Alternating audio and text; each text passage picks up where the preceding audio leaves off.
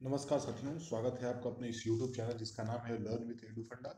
और जैसा कि आप लोग को मालूम है कि 10 बजे हमारे यूजीसी नेट पेपर 1 की लेक्चर होता है। तो आइए हम लोग आज स्टार्ट करते हैं। और बहुत जल्दी ये टीचिंग एप्टीट्यूड खत्म होने वाला है। मे बी एक और वीडियो इसकी होगी, उसके बाद से टीचिंग एप्टीट्यूड का द एंड हो जाएगा। तो आराम से पढ़िएगा समझते हुए, क्योंकि आज बहुत ही इंपॉर्टेंट चीज़ मैं डिस्कस करने वाला हूँ। तो इसमें देखते हैं पहला क्या है। अभिग्रहण अधिगम। अभिग्रहण अधिगम मतलब रिसेप्शनल लर्निंग। अधिगम अभिग्रहण अधिगम में अधिगमकर्ता को लिखकर या बोलकर सीखने वाले विषय वस्तु प्रदान की जाती है। मतलब जो अधिगमकर्ता होता है उसे क्या किस चीज की बोलकर या फिर विषय वस्तु प्रदान, मतलब जैसे कि विषय वस्तु जैसे एज अ बुक जान सकते हैं आप, तो उसको देखकर क्या किया जाता है, उसको सिखाने का प्रयास किया जाता है। ठीक है। इसके बाद अधिगमकर्ता को कहा जाता है कि वो उस विषय वस्तु को आत्मसात करे। मतलब आत्मसात मतलब कि खुद से वो क्या एनालाइज करे, खुद से पढ़े और उस वो ज्ञान वो शिक्षण प्राप्त करे। ठीक है। इस प्रकार अधिगमकर्ता दी गई विषय वस्तु को आत्मसात करके सीख लेता है। यानी कि इसको बोल सकते हो कि सेल्फ स्टडी। जैसे कि मान लो सपोज करो आप यूजीसी नेट की तैयारी कर रहे हो, तो आप क्या किए हो कि आप जैसे कोई कोचिंग वगैरह नहीं ज्वाइन किए हो, तो आप क्या करोगे, केवीएस मदान की एक बुक ले लोगे या फिर जो आपका सब्जेक्ट है उसकी बुक ले लोगे। और वो क्या खुद से ही आपको जो इंपॉर्टेंट लगे रहा है उसको क्या कर रहे हो, आप पढ़ रहे हो। क्योंकि आप जानते हो कि ये जो बुक है स्पेशली डिजाइन है किसके लिए, यूजीसी नेट के लिए। तो आप जानते हो कि जितना भी पूछे जाना है इसी बुक से इसी सब्जेक्ट से पूछा जाएगा, और वो आप खुद से पढ़ सकते हो। ठीक है। तो इसी को क्या बोलते हैं, अभिग्रहण अधिगम, मतलब रिसेप्शनल लर्निंग। आइए इसको इंग्लिश में देख लेते हैं। Receptional learning. In receptional learning, the subject matter to be learned by reading, writing, or speaking is provided to the learner after the learner is asked to assimilate that content. In this way, the learner learns by assimilating the given subject matter. ठीक है। Same चीज है, वही इसका ये क्या है, English में उच्चारण है, सॉरी ट्रांसलेशन है। अब देखिए और क्या आता है, रटंत अधिगम। रटंत अधिगम ये क्या होता है, जो आप बोलते हो ना, रट के जाते हो, पढ़ते नहीं हो, समझते नहीं हो, बस क्या करते हो, रट जाते हो। तो रटंत अधिगम अधिगम जो होता है, रूट लर्निंग, ज्यादा प्रभावी नहीं माना जाता है। ऑब्वियस सी बात है, आप लोग खुद ही रियलाइज करोगे, जो चीज आप लोग समझते हो ज्यादा दिन तक, वो लॉन्ग टाइम आप याद रखते हो। लेकिन जो चीज बस याद कर लेते हो, रट लेते हो, कि मतलब कॉन्सेप्ट आपका क्लियर नहीं है लेकिन आप जानते हो कि ये चीजें इसमें होती हैं, लेकिन कॉन्सेप्ट क्लियर नहीं है, तो वो क्या 2 4 10 20 दिन या फिर 2 महीने 3 महीने 4 महीने बाद वो क्या हो जाता है, भूलने लगता है। मतलब वो ज्यादा इफेक्टिव नहीं रहता है। ठीक है। तो रटंत अधिगम में अधिगमकर्ता दी गई विषय वस्तु को बिना उसका अर्थ समझे क्या करता है, सीख लेता है। ठीक है। अब रोट लर्निंग, इसका इंग्लिश में देख लेते हैं। Rote learning is not considered to be very effective. In rote learning the learner learns the given subject matter without understanding its meaning. ठीक है। आइए देखते हैं नेक्स्ट। और जो वीडियो आपको अच्छी लग रही हो, आपको लग रहा हो कि हाँ इससे पढ़ेंगे तो हमारा जेआरएफ, नेट तो देखिए, नेट तो आप बस क्लासेस ले रहे हो, पढ़ रहे हो, तो नेट आपका क्लियर है। लेकिन अगर जो जेआरएफ लेना चाहते हो तो आपको भाई पढ़ना पड़ेगा। जो ये पीडीएफ वगैरह जितने भी अवेलेबल है हो रही हैं, और जो क्लास है इसके बाद आपको पढ़ना पड़ेगा, इसको बार बार रिवाइज करते रहना है, तभी आप जेआरएफ क्वालिफाई कर पाओगे, जेआरएफ को कंप्लीट कर पाओगे। ठीक है। क्योंकि अभी काफी देख रहे हो बहुत सारे सब्जेक्ट में कि यूजीसी नेट ने जो रिजल्ट दिया है, तो बहुत सारे सब्जेक्ट में क्या किया है उन्होंने, बस 3% दिया है, किसी सब्जेक्ट में 6%। लेकिन चूंकि हालांकि यूजीसी ने भी बहुत गलत किया है, क्योंकि ये 2 साल का था तो इसको 12% करना चाहिए था, 12% का रिजल्ट बनाना चाहिए था। लेकिन इसमें भी इसने क्या किया, 6%। लेकिन किसी किसी सब्जेक्ट में तो उसने 3% ही बनाया है। तो देख रहे आप ही देख सकते हो कि कंपटीशन कितना टाइट हो गया है, कितना हैवी हो गया है। तो उस हिसाब से क्या करना है, आपको उस हिसाब से तैयारी भी करनी है। ठीक है। आइए देखते हैं नेक्स्ट। गतिशील वातावरण। शिक्षण एक निरंतर प्रक्रिया है जिसका मूल्य तत्व संचार है। ऑब्वियस सी बात है, शिक्षण बिना संचार के हो ही नहीं सकता। मतलब आप सपोज करो कोई दो, एक टीचर है और एक स्टूडेंट है, वो आपस में बात ही नहीं कर रहे, तो उनका शिक्षा का आदान प्रदान होगा? न टीचर अपनी बात को समझा पाएगा, न स्टूडेंट उनकी बात मतलब जो चीज वो बताना चाह रहे हैं उनको वो सीख पाएगा। न स्टूडेंट अपने डाउट क्लियर कर पाएगा, और ना टीचर उसको सिखा पाएगा। ठीक है, जो स्वयं भी गतिशील है। शिक्षण एक निरंतर प्रक्रिया है जिसका मूल तत्व संचार है, जो कि स्वयं भी गतिशील है। शिक्षण समय और स्थान के अनुसार बदलता रहता है, obvious सी बात है। जैसे आप 8th में हो तो 8 लेवल का पढ़ोगे, 10th में जाओगे तो 10th लेवल का पढ़ोगे। ठीक है, और शिक्षण को प्रभावित करने वाले राजनीतिक, आर्थिक, मनोवैज्ञानिक, सामाजिक, सांस्कृतिक एवं तकनीकी कारक हो सकते हैं। मतलब जो शिक्षण को कौन कौन से हैं, देखिए ये एक कीवर्ड है, आप लोग याद रखिएगा इसको, ये इम्पोर्टेंट है। ये थोड़ा सा इसमें हौच पौच हो गया है तो मैं इसको इरेज कर रहा हूँ। ठीक है, देखिए शिक्षण को प्रभावित करने वाले कारक कौन कौन से हैं। राजनीतिक, इसको ये प्रभावित कर सकता है। आर्थिक प्रभावित कर सकता है। मनोवैज्ञानिक, सामाजिक, सांस्कृतिक जो है ये सब क्या कर सकते हैं, प्रभावित कर सकते हैं किसको, शिक्षण को। शिक्षण वातावरण में मुख्य 3 प्रकार के चर माने जाते हैं जो एक दूसरे को प्रभावित करते हैं और एक दूसरे से प्रभावित होते हैं। ठीक है, अब देखते हैं इसी को, सेम चीज है, इंग्लिश में दे दिया है डायनामिक इन्वायरमेंट, गतिशील वातावरण। Teaching is a continuous process the essence of which communication which itself by dynamic. Teaching varies with time and place. Political, economic, psychological, social, cultural, and technological factors can be influencing education. There are 3 main types of variables considered in teaching environment, which affect and are influenced by the each other. मतलब कि क्या, वो जो शिक्षण वातावरण में मुख्य कौन से 3 चर माने जाते हैं जो एक दूसरे को क्या करते हैं, प्रभावित करते हैं और एक दूसरे से प्रभावित होते हैं। ठीक है, अब देखिए वो जो चर हैं वो क्या क्या है। पहला है स्वतंत्र चर, जिसको इंडिपेंडेंट वेरिएबल्स बोलते हैं। शिक्षण प्रक्रिया में शिक्षक स्वतंत्र चर के रूप में कार्य करता है। शिक्षण प्रक्रिया में तो हाँ, तो आप जैसे मान लो एज अ मैं टीचर हूँ तो मैं कुछ भी पढ़ा सकता हूँ, मैं कुछ भी डेमोस्ट्रेट कर सकता हूँ, लेकिन आप नहीं कर सकते क्योंकि आपको उस बारे में जानकारी नहीं है। ठीक है, तो स्वतंत्र चर हूं मैं, और वह छात्रों को यथासंभव पूर्ण अधिगम अनुभव, मतलब लर्निंग एक्सपीरियंस से प्रदान करने के लिए विभिन्न प्रकार के कार्यों और गतिशील गतिविधियों में क्या होता है, व्यस्त रहता है। यानी कि वो जो आपको समझ में नहीं आएगा तो मैं बहुत ज्यादा दिमाग लगाऊंगा, नए नए आइडियाज क्रिएट करूंगा ताकि आपको अच्छे से अच्छे समझ में आए। और इसको क्या बोलते हैं, मैं इसलिए मैं क्या हूँ, स्वतंत्र हूँ। लेकिन आप स्वतंत्र नहीं हो, आपको कंटिन्यूअस पढ़ना है, जैसे मैं पढ़ाऊंगा वैसे पढ़ना है, अच्छे से पढ़ना है, आप फोकस। लेकिन मैं अपने पढ़ाने का तरीका बदल सकता हूँ आपको समझाने के लिए, इसलिए मैं क्या हूँ, मैं इंडिपेंडेंट हूँ। ठीक है, देख लेते हैं इसका इंग्लिश देख लेते हैं। चलिए, और वीडियो को लाइक करते रहिए आप लोग। देख रहा हूँ जितने लोग आप वीडियो देख रहे हो उतने सब्सक्राइब भी नहीं कर रहे हो, तो ये गलत बात है।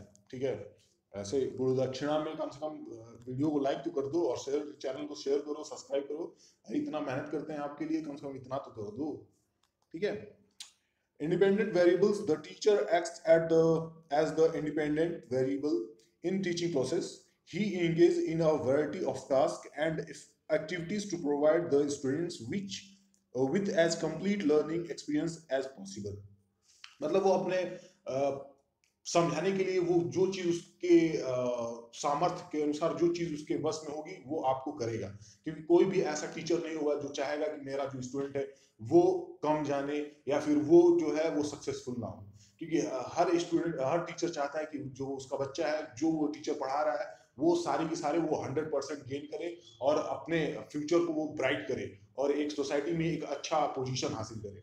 ठीक है, तो उसके लिए उसके जितने मतलब जितना एफर्ट होगा उस टीचर के अंदर, जितनी क्वालिटीज होगी वो लगा देगा आपको क्या करने के लिए, आपकी फ्यूचर को बनाने के लिए, आपको अच्छे से अच्छे एजुकेशन को प्रोवाइड करने के लिए।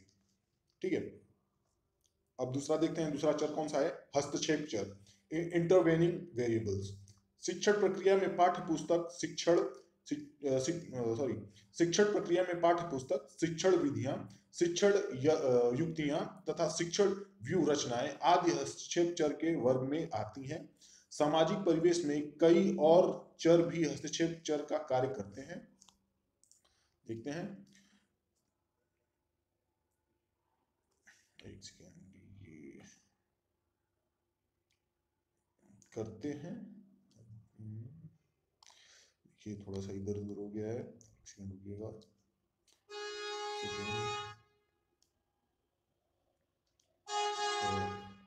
ठीक है, करते हैं। अब देखिए इसमें क्या है, independent variables, the teacher the teacher independent variables, the teacher acts as the independent variables in teaching process. He engages in a variety of tasks and activities to provide the students with as complete learning experience as possible. हाँ, आश्रित dependent variables क्या होते हैं, इसमें छात्र आश्रित चर माना जाता है। वो अपने उप, उप वो अपने शिक्षक, देखिए यहाँ पे स्पेस होना चाहिए था, वो अपने शिक्षक पर निर्भर रहता है। उसको शिक्षण प्रक्रिया में शिक्षक द्वारा निर्धारित सभी क्रियाएं, नियोजन, व्यवस्था और प्रस्तुतिकरण के अनुसार कार्य करना पड़ता है। ठीक है, इसी का हिंदी देख लेते हैं। Dependent variables in this, the student is considered to be the dependent variables, he is dependent on his teacher. He has to work according to all the activities, planning, arrangements and presentations set by the teacher in the teaching process. ठीक है, next देखते हैं।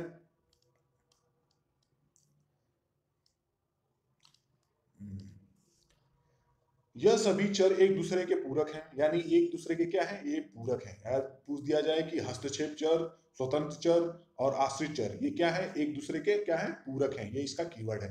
और सम्मिलित होकर शिक्षण प्रक्रिया को पूर्ण करते हैं, बनाते हैं। जैसे एक चिकित्सक सबसे पहले रोगी व्यक्ति का क्या करता है, डायग्नोस करता है कि उसकी क्या बीमारी है, ठीक है, और उसका उपचार क्या करता है, उसके बाद आरंभ करता है। जैसे कि आप, ऑब्वियस सी बात है, जब किसी आप डॉक्टर के पास जाते हो तो वो क्या करता है, आपको पहले तो वो आपको डायबिटीज टेस्ट के लिए भेजेगा, ब्लड प्रेशर टेस्ट के लिए भेजेगा, मतलब तमाम तरह के टेस्ट।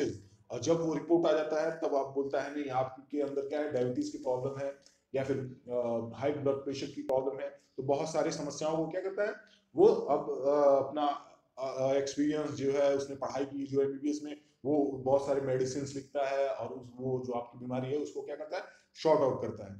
ठीक है, तो यानी कहने का मतलब क्या है, जो टीचर है वो पहले क्या करता है, आपके प्रॉब्लम्स को सुनेगा, फिर वो क्या अपने एक्सपीरियंस से, अपने लर्निंग टीचिंग प्रोसेस से उन सारी समस्याओं को वो दूर करने की कोशिश करता है। जैसे टीचर एज अ डॉक्टर, मान लो टीचर एज अ डॉक्टर और स्टूडेंट एज अ पेशेंट। ठीक है, सिंपल तरीका है। ठीक है, और बाद में समय समय पर उसका अवलोकन करता है। वैसा ही कार्य एक शिक्षक द्वारा किया जाता है। और बात बात बोलता है कि ये दवा फायदा, मतलब उसने डॉक्टर ने, कि अगर जो आपको ये दवा अच्छी लगे या फिर बुरी लगे, आप एक हफ्ते बाद मुझे दिखाइएगा कि आपको असर किया है कि नहीं। वैसे टीचर होता है, वो सब पढ़ाने के बाद आपसे एक टेस्ट लेता है, वो आपको इवेल्युएट करता है कि हाँ आप कितना बोलते हैं ना, कितने पानी में है आप, कितना आपने सीखा है, कितना नहीं सीखा है, या फिर कितना मैंने अच्छे से पढ़ा है कि आप कितना ग्रैब किए हो, कितना आपके दिमाग से सर से ऊपर से गया है। ठीक है, तो all these variables complement each other and together make the learning process complete. As a doctor first diagnoses or identifies the patient, start treatment, and then observe him for time to time, does the same work is done by a teacher. ठीक है, next देखते हैं। शिक्षण का राजनीतिक वातावरण, शिक्षण प्रक्रिया का वातावरण राजनीतिक व्यवस्था के अनुसार भी होता है। निम्नलिखित अनुच्छेदों में इस बात का संक्षिप्त वर्णन किया गया है। ठीक है, पहला देखते हैं।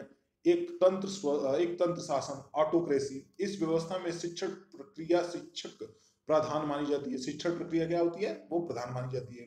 शिक्षक की बात को शिक्षार्थी बिना तर्क के स्वीकार करते हैं। मतलब एक तंत्र शासन, जैसे कि क्या बोलते हैं, जैसे कि राजतंत्र में क्या होता है कि राजा ने एक आदेश जारी कर दिया तो उसको कोई ऑब्जेक्शन नहीं कर सकता उस फैसले पे। वैसे ही यहाँ पे है कि जो टीचर पढ़ाएगा वही आपको पढ़ना है, आप उससे क्या तर्क वितर्क नहीं कर सकते। ठीक है, दूसरा क्या है, लोकतंत्र, डेमोक्रेसी। इस व्यवस्था में शिक्षक और शिक्षार्थी के संबंध मानवीय आधार पर होते हैं। दोनों एक दूसरे के विचार को सम्मान देते हैं और बिना किसी भय के अपने अपने विचारों को प्रस्तुत करते हैं। लोकतंत्र में स्वानुशासन पर बल दिया जाता है। स्वानुशासन पर क्या दिया जाता है, बल दिया जाता है। देखिए ये इसका कीवर्ड है और ये इंपॉर्टेंट कीवर्ड है, इसको याद रखिएगा आप लोग। ये क्या है, इंपॉर्टेंट है। लोकतंत्र में स्वानुशासन पर क्या दिया जाता है, बल दिया जाता है। तीसरा है हस्तक्षेप रहित शासन, लेजेस फेयर। यह व्यवस्था सबसे लचीली है। इसमें शिक्षक एक मित्र के रूप में कार्य करता है और छात्रों के अधिकतम सक्रिय होने के लिए अवसर प्रदान करता है। और देखिए, जब सबसे इफेक्टिव माना जाता है वो हस्तक्षेप रहित शासन माना जाता है, क्योंकि इस टाइप के लर्निंग में क्या होता है, जो बच्चे होते हैं, स्टूडेंट्स होते हैं, वो बिना किसी हेजिटेशन के अपने क्वेरीज को पूछ सकते हैं, क्योंकि वो जैसे टीचर को एज अ फ्रेंड, मतलब एज अ फ्रेंड का मतलब होता है कि ये नहीं कि मतलब असली वाला फ्रेंड नहीं, मतलब एज अ फ्रेंड की मतलब हम लोग कुछ भी पूछने के लिए विषय वस्तु से क्या है, स्वतंत्र है। और वो जो टीचर होता है वो बताने के लिए भी क्या होता है, स्वतंत्र है। वो जैसे कि ये नहीं कि आपका सब्जेक्ट ये है और कुछ किसी दूसरे सब्जेक्ट का रहे हो तो वो गुस्सा नहीं करता है, वो आपको उस क्वेरीज को जो होता है तो वो उसको क्लियर करता है। ठीक है, अब इसका इंग्लिश में देख लेते हैं। Political environment of teaching is environment of the teaching process is also according to the political system. This is briefly described in the following paragraphs. Autocracy मतलब एक तंत्र शासन. In this system, the teaching process is considered to be teacher oriented. जैसे कि मैंने बताया कि एक तंत्र में जो टीचर बता देगा वही आपको फॉलो करना है, आपको तर्क कुतर्क नहीं करना है। The learner accept the teacher's point of view without reasoning, मतलब बिना किसी पूछताछ के, बिना किसी तर्क के कुतर्क के। ठीक है, देखते हैं next. Democracy is in this system the relation of teacher and learner is on human basis. Both respect each other's views and present their views without any fear. Self discipline emphasized in a democracy. ठीक है, next है laissez faire. This system is most flexible. In this, the teacher act as a friend, and opportunities are provided for the students to be maximum active. ठीक है, शिक्षण में चरों के विभिन्न कार्य निम्नलिखित अनुच्छेदों में नेट की परीक्षा के अनुसार शिक्षण चरों के कार्य का वर्णन किया गया है। देखते हैं, नेट परीक्षा मतलब जिसकी तैयारी कर रहे हो इसके अनुसार क्या क्या है। Function of teaching, variables of teaching perform three major functions which are diagnostic function, prescriptive function, evaluating function। मतलब कि निदानात्मक या नैदानिक क्रिया, उपचारात्मक क्रिया, मूल्यांकन क्रिया। देख लेते हैं इसमें क्या है। निदानात्मक, पहले में निदानात्मक या नैदानिक क्रिया जिसको डायग्नोस्टिक फंक्शन बोलते हैं। यह कार्य इस मान्यता पर आधारित है कि हर छात्र अद्वितीय, यूनिक है। ऑब्वियस सी बात है, हर छात्र यूनिक ही है, क्योंकि किसी का ऐसा कोई नहीं होता है कि जिसका सब सब्जेक्ट बहुत तेज होगा, मतलब ऐसे बहुत कम रेयर केसेस में होता है। ये तो किसी का मैथ है तो बहुत तेज है, लेकिन वो साइंस में क्या है, वीक है। किसी का साइंस बहुत अच्छा है तो वो मैथ्स में क्या है, वीक है। मतलब ऐसे करके हर चीज में कुछ ना कुछ कमी या कुछ ना कुछ खामियां होती हैं जो हर व्यक्ति को यूनिक बनाती हैं। ठीक है, तो इसमें शिक्षक की भूमिका ज्यादा सक्रिय है। वह पाठ्य पुस्तक और छात्र दोनों पर ही ध्यान देता है तथा इस बात का ध्यान रखता है कि छात्र को क्या आता है और क्या नहीं। ठीक है, फर्स्ट इसमें इसका इंग्लिश देख लेते हैं। Diagnostic function, this work is based on the assumption that every student is unique. In this the role the teacher in this the role of the teacher is more active. He pays attention to both the content and the student and takes care of what the student knows and what does not. यानी कि वो take care करता है, वो उसका देखता है, वो उसको अजम्पशन, उसको ऑब्जर्व करता है कि स्टूडेंट को क्या आ रहा है और क्या नहीं। तो ये रही हमारी आज की क्लास। आई होप वीडियो अच्छी लगी हो। तो इसे क्या करिएगा, पहले लाइक करिएगा, शेयर करिएगा, और कोई क्वेरी हो तो वो कमेंट में आप बोल सकते हैं या फिर टेलीग्राम चैनल पे बोल सकते हैं, और उस चैनल को क्या करिएगा, सब्सक्राइब करिएगा। चलिए तब मिलते हैं अगले वीडियो लेक्चर में, तब तक के लिए गुड बाय।